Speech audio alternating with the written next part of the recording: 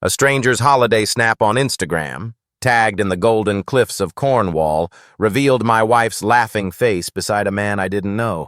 A single photo that shattered my world faster than a Cornish storm. I was sprawled on the sofa in our terraced house in Bristol, sipping a lukewarm cuppa, when the notification pinged on my phone.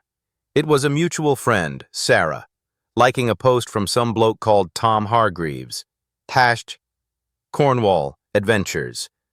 Cash Seaside Bliss. I scrolled out of boredom, expecting the usual snaps of pasties and pints, but there she was, my wife, Eleanor, beaming in a red sundress, her arm linked with a tanned stranger on a cliffside path. The caption read, "Cheers to epic days with Ellie and the crew." My Ellie, my Eleanor Davies, the primary school teacher who'd been visiting her mum in Exeter all last week. My stomach churned as I zoomed in, her smile unfamiliar, her eyes alight with a joy I hadn't seen in months.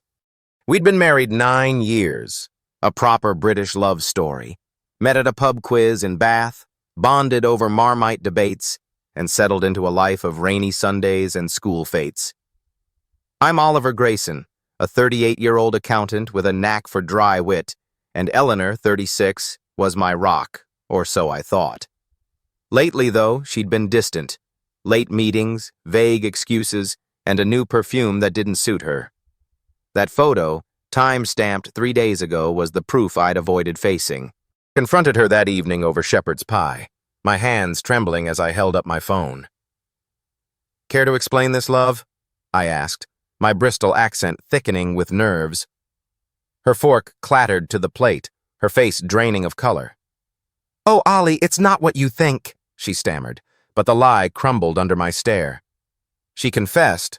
Tom was a colleague from a school training course, and their work trip had turned into a romantic getaway.